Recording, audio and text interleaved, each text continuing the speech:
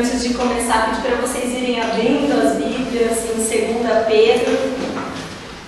Eu queria, pensando sobre o que falar, Deus me ajuda numa palavra para falar para todos aqueles pastores que estão se formando. E eu comecei a pensar e procurar e parecia que nada vinha, e todos os textos que eu lia durante a minha semana não causava aquele fogo que nem o apóstolo falou na semana passada, e aquilo foi me deixando nervosa. Mas ontem Deus falou comigo que eu tinha que falar sobre a nossa vocação, o nosso chamado em Deus. E aí eu comecei a pensar, o que é vocação? Vocação vem do latim, de vocare, que é chamar, um chamado. E aí a gente vê que o chamado, ele é para várias áreas da nossa vida. Estou olhando para o Wilbur agora e eu consigo imaginar que o Wilbur tem uma vocação, sem dúvida, para mexer com instrumentos e som. Eu fico boba de ver quando eu estou na mesa de som e eu lá penando para mexer naqueles botões e mesmo o Wilbur chega lá. Melhora tudo na hora. O Wilbur tem uma vocação para isso. A Alexandra, minha amiga aqui na frente, também tem uma vocação com datas.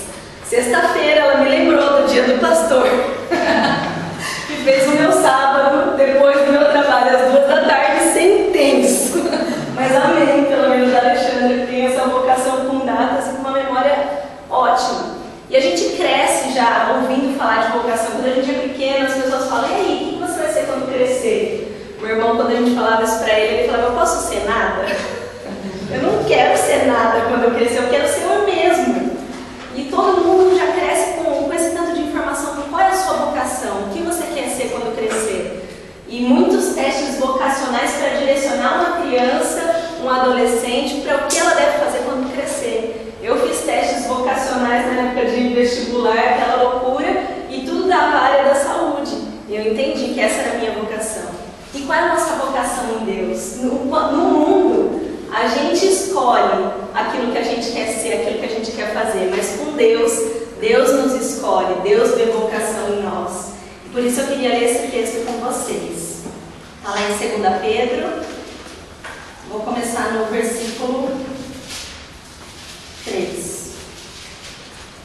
O seu divino poder nos deu tudo o que nós necessitamos para a vida e para a piedade, por meio do pleno conhecimento daquele que nos chamou para a sua própria glória e virtude. Dessa maneira, ele nos deu as suas grandiosas e preciosas promessas, para que por elas vocês se tornassem participantes da natureza divina e fugissem de toda a corrupção que há no mundo, causada pela cobiça. Por isso mesmo, empenhe-se para acrescentar à sua fé a virtude, o conhecimento, ao conhecimento, o domínio próprio, ao domínio próprio, a perseverança, a piedade, a fraternidade, e a fraternidade ao amor. Porque se essas qualidades existirem e estiverem crescendo em sua vida, elas impedirão que vocês, no pleno conhecimento do nosso Jesus Cristo, sejam inoperantes e improdutivos. Todavia, se alguém não as tem, está cego, só vê o que está perto, esquecendo-se da purificação dos seus antigos pecados. Portanto, irmãos, empenhem-se ainda mais para consolidar o chamado e a eleição de vocês, pois se agirem dessa forma, jamais tropeçarão, e assim vocês estarão ricamente providos quando entrarem no reino eterno do nosso Senhor e Salvador Jesus Cristo. Amém? Amém. Esse texto eu acho que tem tudo a ver com nós, futuros pastores, que temos uma vocação em Deus. E a primeira coisa que eu queria destacar é que para um pastor a gente precisa entender que é só pelo poder de Deus que nós temos tudo que nós necessitamos para exercer essa vocação, que está lá no comecinho do texto, versículo 3 e 4, que fala que o poder de Deus nos capacita para essa vocação, ele nos enche e faz com que a gente realize e receba as preciosas promessas de Deus. Um pastor, ele precisa entender que o chamado dele não é como o chamado do mundo. Como pastores, a gente foi chamado por ele, recebeu uma promessa preciosa, e essa promessa não é do mundo. Assim como no versículo 4 diz, essa promessa é divina, vem do sobrenatural. Para ser pastor, nós não podemos pensar como no natural. Nós não podemos ser pastor, escolher ser pastor, receber essa vocação de Deus pensando no natural, pensando em status, pensando na honra, pensando no retorno financeiro, porque para escolher a nossa vocação profissional a gente pensa nessas coisas. Uma profissão que talvez te dê status, que talvez te traga retorno financeiro, mas esse não pode ser o nosso pensamento como pastor. O nosso pensamento como pastor tem que ser de que pelo poder de Deus, Ele nos dá tudo que nós necessitamos para exercer esse chamado. O segundo ponto é que para ser um pastor, nós temos que entender que para ser incorruptível nesse mundo, não cair pela cobiça, como disse o texto, não basta para a gente só ter fé. O versículo de 5 a 7 fala que a gente deve se empenhar em acrescentar algumas características à nossa fé. E essas características são virtude, conhecimento, domínio próprio, perseverança, piedade, fraternidade e amor. Muito amor. A gente, para ser incorruptível, não basta só ter uma fé enorme. A gente precisa ter todas essas características. Porque o versículo 8 que a gente leu diz que... O versículo 7, desculpa. Que se essas qualidades estiverem crescendo em sua vida, elas impedirão que vocês, no pleno conhecimento do nosso Senhor Jesus Cristo, sejam inoperantes e improdutivos. Então significa que existem pessoas que, mesmo tendo fé, são inoperantes e improdutivas. E um pastor não pode ser inoperante e improdutivo. A vida do pastor tem que transmitir vida.